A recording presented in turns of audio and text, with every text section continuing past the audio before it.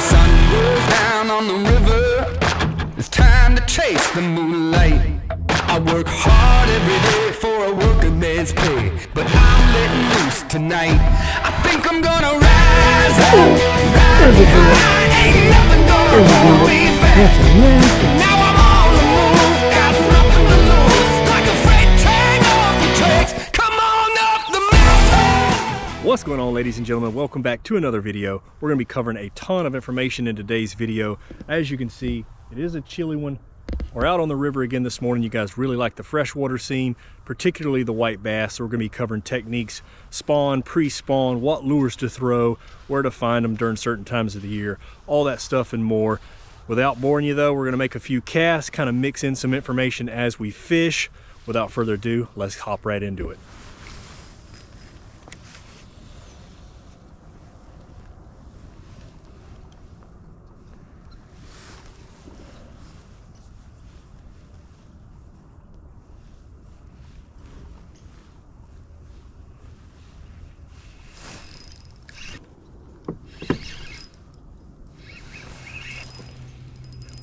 Oh my God, there's no way that's a white bass. I don't know what we have hooked. It is big. It is big. It might be a gar. Oh my gosh, I don't know what this is. Catfish maybe? I only have 8-pound test. It was down on the bottom. I'm not hung, it's definitely swimming. Oh my gosh, I don't know what this is. I think it's a catfish. I think it's a big catfish. Yeah, it's kind of swimming like a catfish. I only have 8-pound test. How much time do I want to spend on this? Oh my goodness. I'd at least like to see what it is. I'm sure when it sees the kayak, it's going to freak out though.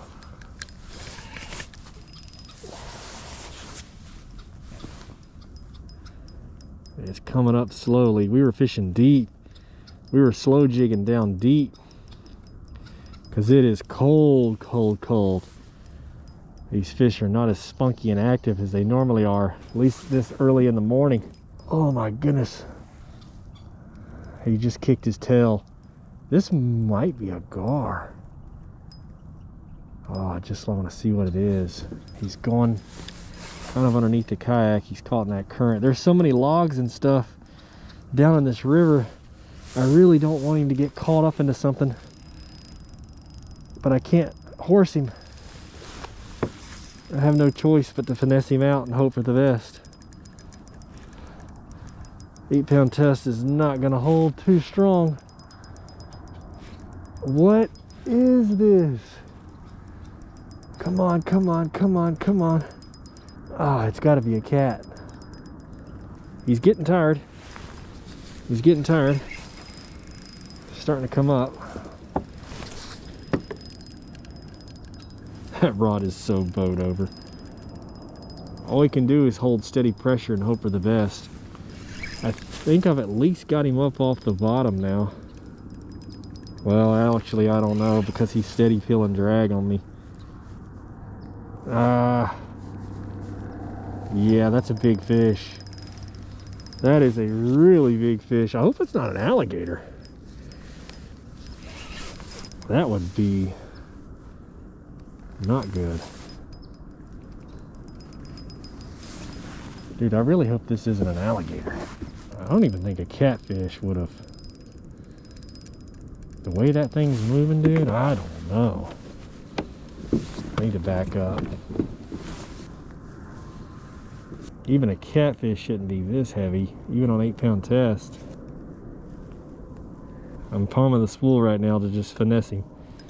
Kind of feeling him out. I still have the drag on, but I am trying to get him up, at least see what it is, so we're not wasting time. Oh my God, it's a huge gar. Massive gar. I mean, you gotta see this thing. I just seen it come up. Look at that. That's massive.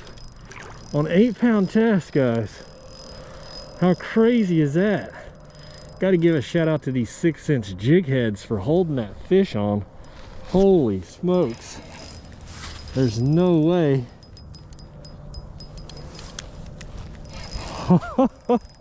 What an absolute giant. Oh my goodness. I knew it was something huge, even with 8-pound. That's, you know, it's a big alligator gar. I mean, a massive alligator gar. Can you believe that? On an 8-pound test.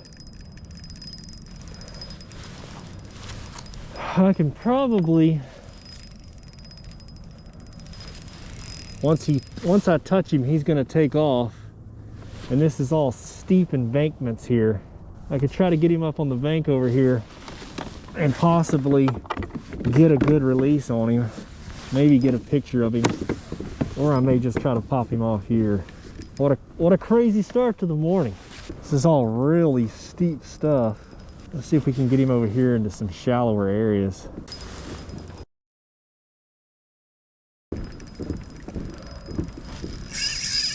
Oh, well, there he goes. He broke me. All right, well, he broke me. I tried to beach the kayak over here in an attempt to pull him up on shore and get a picture, but he didn't even know he was hooked. He was just gradually coming up. Once he realized he was hooked, man, he took off like crazy. I gotta say, I was not expecting that for a first fish of the morning. That was a really cool catch. That alligator gar was probably 4.5, 5 foot long and big around as my thigh. It was huge. Once he knew he was hooked though, it was over. I tried to drag him up here on the shore and he just took off as soon as he seen me. So we got the best look we could on him on the camera while he was in the water.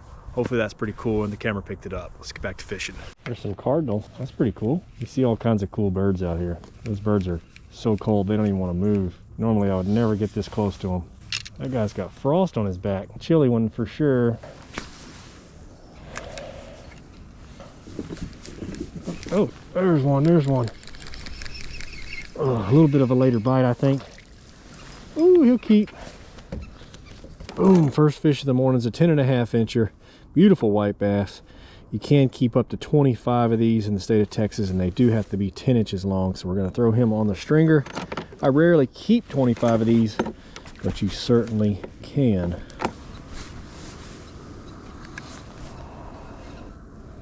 There's one. Down there in that deep hole. A little small one.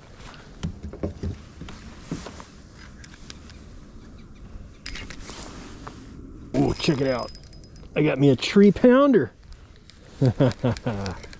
Stickfish. I guess we know why they're down there. These fish, like most fish, like structure. We're looking for some deeper water this morning because it is cold. And we're really slowing down our presentation. Kind of just dragging this jig right down across the bottom. So the white bass spawn is really from about mid to late January into about May time frame. Obviously depending on water temps and rainfall, but those are your months where you're going to find them.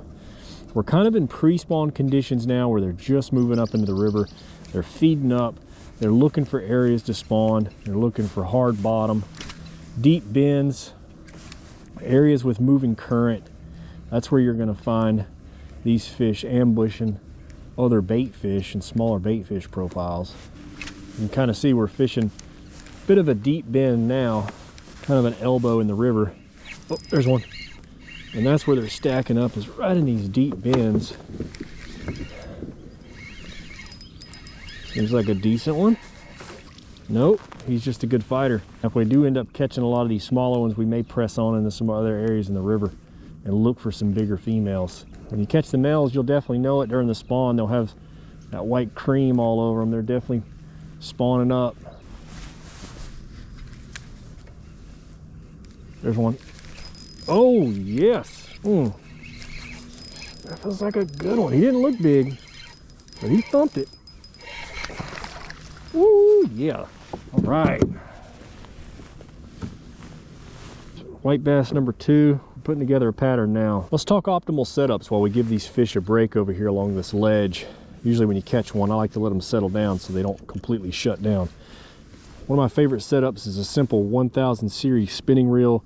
This happens to be a Shimano Sienna, a pretty budget setup, but a very effective setup.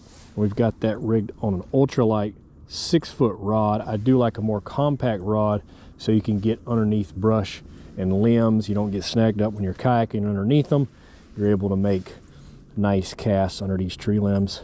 There's 3 different types of line. You typically can throw mono, braid, and fluorocarbon.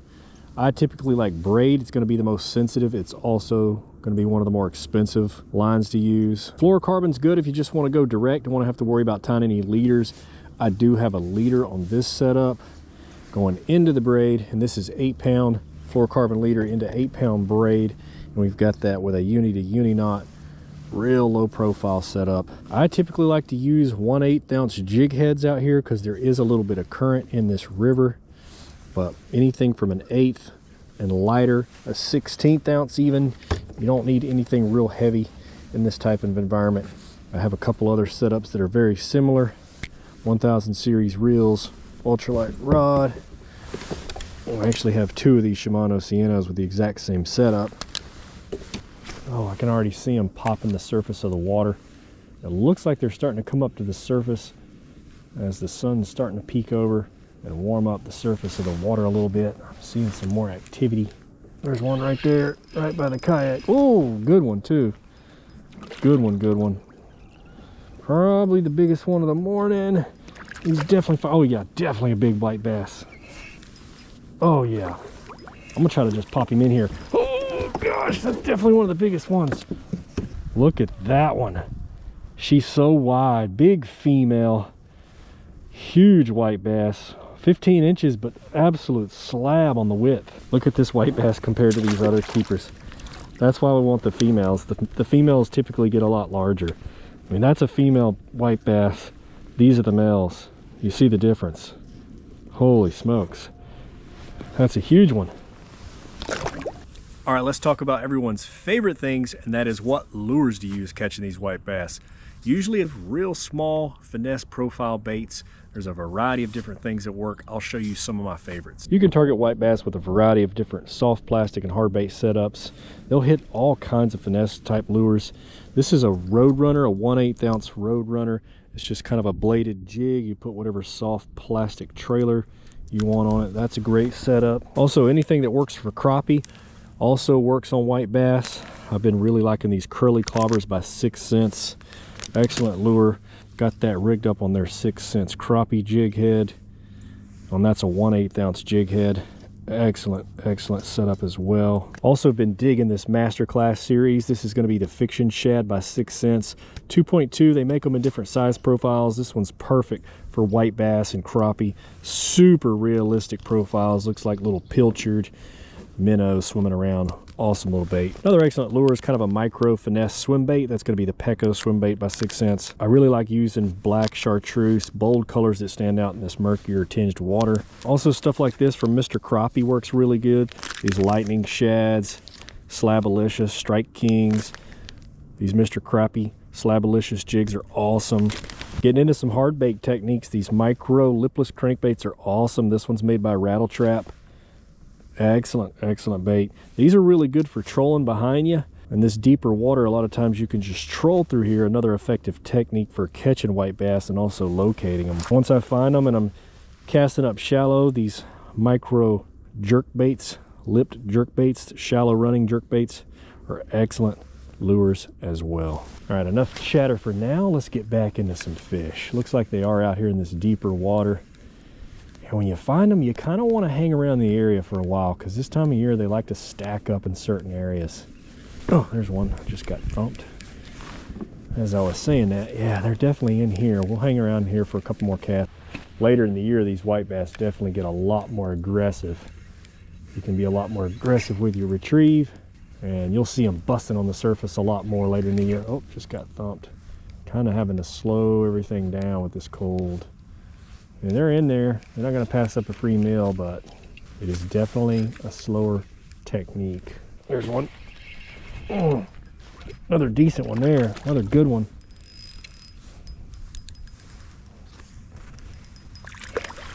Ooh. Another Another solid one. Pop him on the stringer. We're starting to put a pattern together. Oh, I'm kind of masked up. It is chilly out here. Really chilly. We'll talk about clothing items here in just a little bit as far as what you want to wear out here. Make a few more casts in this area. I've never actually fished this particular area of the river. And it seems like it's a nice deep bend. Seem to be finding them through here pretty well. I think because it's so cold, the temperature drop, they've moved into this deeper area for sure. You know, as far as your retrieve, you don't want it like a real erratic pop, pop, pop like you do in the spring months. I'm just barely dragging it. Even trolling works. If you come cruising through here, cast out, put it in your rod holder and troll, you'll pick one up. That's essentially what I'm doing, is just slow rolling this thing deep, deep, deep in the water column. And those white bass are down there stacked up, trying to stay warm, but they're not going to turn down a free meal either. So if you can put this in front of their face and have them not expend a ton of energy, they're going to smoke it.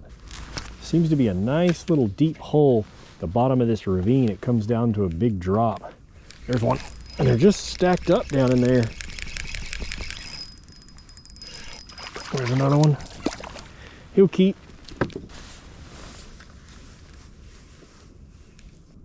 There's one. Oh, good one. Man, the really big ones are over here.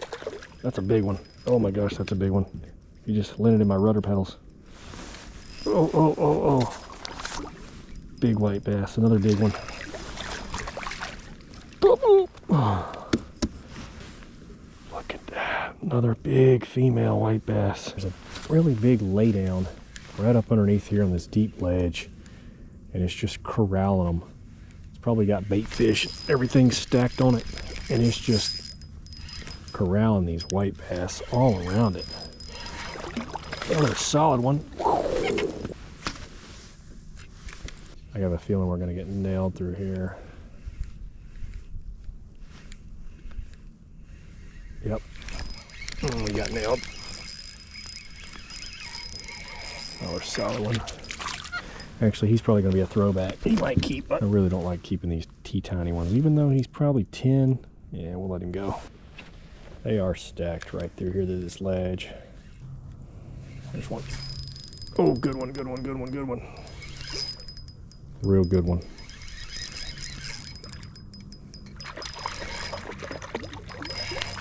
He'll keep. He'll definitely keep. He choked that lure too. I'm gonna have to dig down in there and get it. You can find those deep ledges out here. You'll find them, especially during these cold fronts that move in. Every time I've casted right in this deep hole, I've gotten thumped. I like to give them a little bit of a break, but fish this area for a little bit, then we'll move on.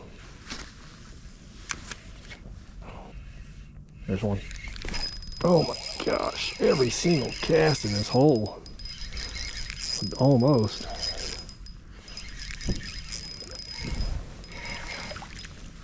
Throwback. Throwback, but a fun one. I'm sure the camera can't really pick it up, but there is a pretty stiff current rolling around this bend. I'm having to backpedal against it. There's one. Missed one.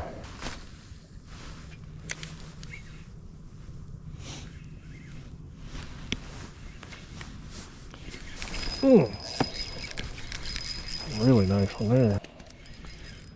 Really nice one. That one will definitely keep. Oh yeah. Oh yeah. Oh yeah. Bam.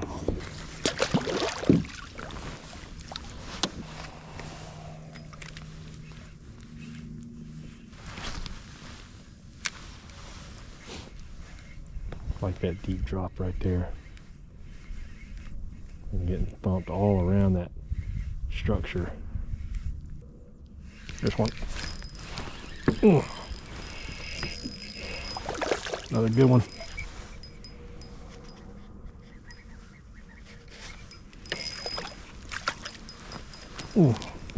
Bam.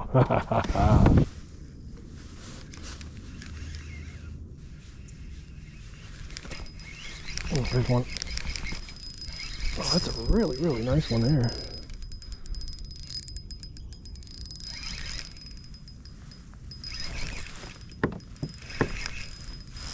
Oh yeah, real big female. Oh, get her in here. She choked the lure too. Kind of a late hook set on my part, but really nice fat one.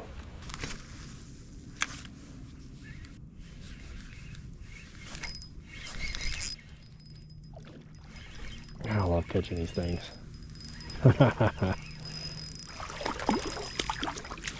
Ooh, chunker. Not very long, but he's chunky. All right, we're gonna tie on one of these fiction shads. Look at that little guy. That's a perfect imitation for what they're feeding on out here. We're gonna try to thread this on an 1/8 ounce finesse jig head. These really small baits, you gotta kind of finesse on. This guy actually has a split back, so the hook goes right up through that top dorsal fin. That's pretty straight. That's what we're going to throw right there. That is a perfect little bait fish profile.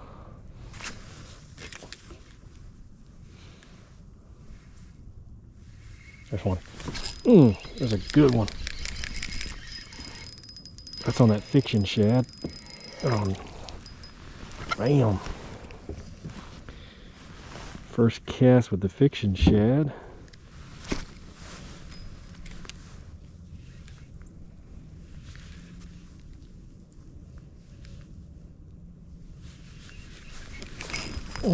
There we go. Another solid one. Real solid one.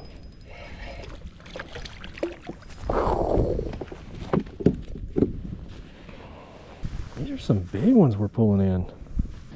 Ooh, that sun is feeling nice. It's finally peeking out. Check it out, check it out. Still early in the morning. We got a nice stringer of some solid white bass. A lot of these are 14.5 and up. A lot of big females. Before you know it, you can really fill a stringer up. These things are a blast to catch. When you find them, you're just bam, bam, one after the next. Another really effective technique out on the river, especially when it's this shallow, is actually wade fishing for them. You could walk the banks, or sometimes there's these islands in the middle of these ravines, and you can get out there shallow enough. You could walk on with some waders or some knee boots.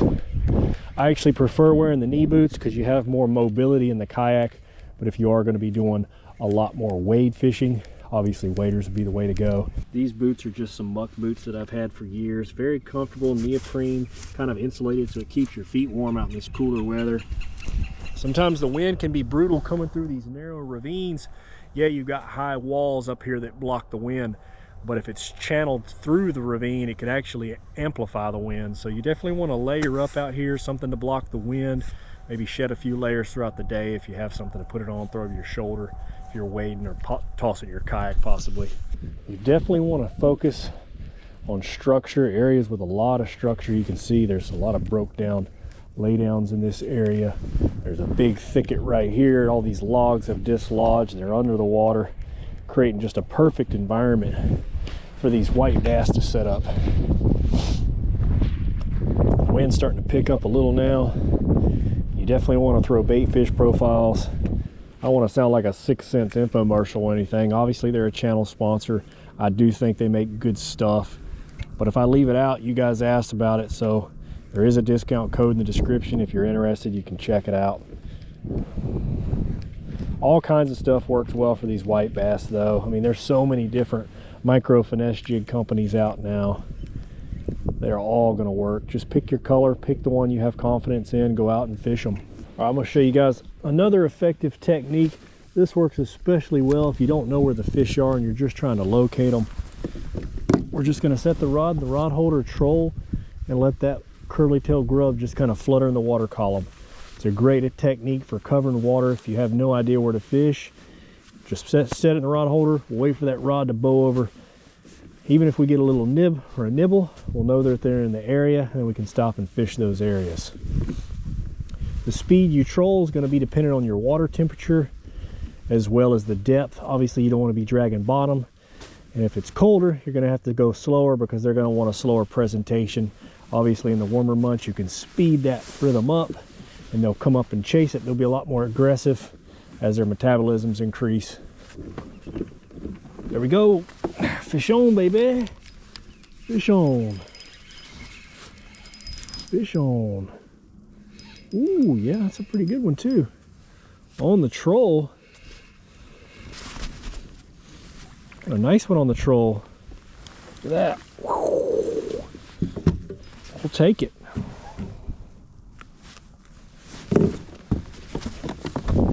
Damn, not a bad one on the troll. We're gonna cruise through and hit some different areas along the river.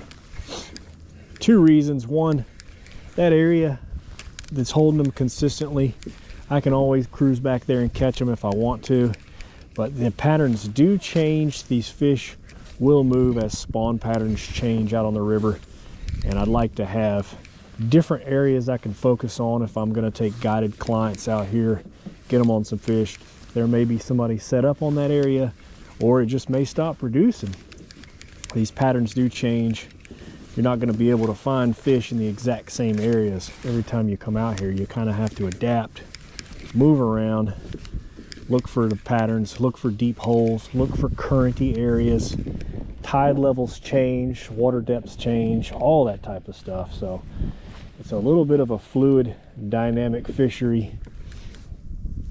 For instance, this particular area was performing really good a couple of weeks ago, and now it's almost dead. I haven't got a single bite through here. It just kind of goes to show that patterns change and these fish do move.